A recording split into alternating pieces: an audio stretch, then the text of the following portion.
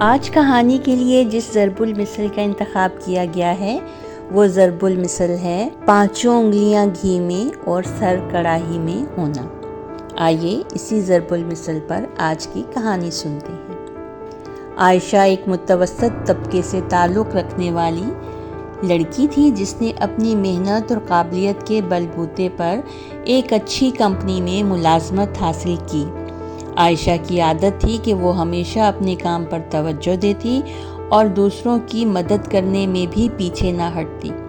وقت گزرتا گیا اور عائشہ کے کام کی وجہ سے کمپنی میں اس کی عزت بڑھتی گئی۔ ایک دن کمپنی کے مالک جناب زمان نے ایک اہم پروجیکٹ شروع کرنے کا فیصلہ کیا اور عائشہ کو اس پروجیکٹ کا سربراہ بنا دیا۔ یہ عائشہ کے لیے کسی خواب سے کم نہ تھا۔ وہ جانتی تھی کہ یہ پروجیکٹ کامیاب ہوا تو اس کی ترقی اور مالی خوشحالی یقینی تھی۔ اس کا کام زیادہ مشکل تھا مگر اس کے ساتھ مالی فوائد بھی تھے اور اسے سہولیات بھی ملنے لگیں۔ وہ کمپنی میں سب کی پسندیدہ بن چکی تھی اور سب اس کی محنت کی تعریف کرنے لگے۔ عائشہ کے کچھ ساتھی، خاص طور پر اس کا دوست اسلم، یہ سب دیکھ کر حسد محسوس کرنے لگا۔ اسلم کو لگتا تھا کہ عائشہ کو یہ سب مواقع محض قسمت کی وجہ سے مل رہے ہیں، جبکہ وہ خود بھی محنت کرتا تھا لیکن اس کے حصے میں وہ عزت اور پیسے نہیں آتے تھے۔ ایک دن اسلم نے عائشہ سے مذاق میں کہا، لگتا ہے تمہاری تو 5 انگلیاں گھی میں ہیں اور سر کڑاہی میں۔ عائشہ نے یہ بات مسکرا کر سنی اور اسے نظر انداز کر دیا، لیکن اس ضرب المثل نے عائشہ کو سوچنے پر مجبور کر دیا کہ واقعی ہی وہ کتنی خوش قسمت ہے کہ اسے یہ سب مل رہا ہے، مگر اس کی محنت اور ذمہ داریاں بھی بڑھ گئی تھیں۔ جلد ہی پروجیکٹ کی مدت کا آخری مہینہ آ گیا اور عائشہ پر کام کا دباؤ اور بھی بڑھ گیا۔ اب وہ دن رات محنت کر رہی تھی تاکہ پروجیکٹ کی تکمیل بہترین انداز میں ہو سکے۔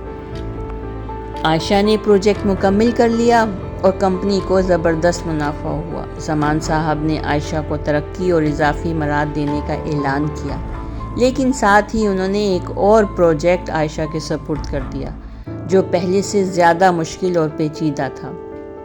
عائشہ نے مسکراتے ہوئے اسے قبول کیا، لیکن اندر سے اسے تھوڑا دباؤ محسوس ہونے لگا۔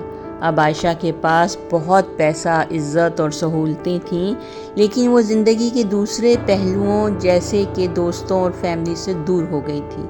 اسے احساس ہوا کہ خوشیوں کی جگہ اب دباؤ اور ذمہ داریوں نے لے لی ہے۔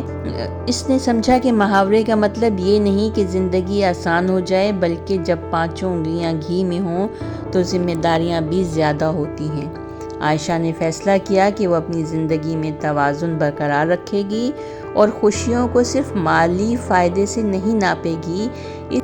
اس کہانی سے ہمیں یہ سبق ملتا ہے کہ زندگی میں خوشحالی کا مطلب یہ نہیں کہ صرف مالی فائدے ہوں، بلکہ زندگی کے تمام پہلوؤں میں توازن ضروری ہے اور اسی سے ہم زندگی کی صحیح معنوں میں زندگی سے لطف اندوز ہو سکتے ہیں۔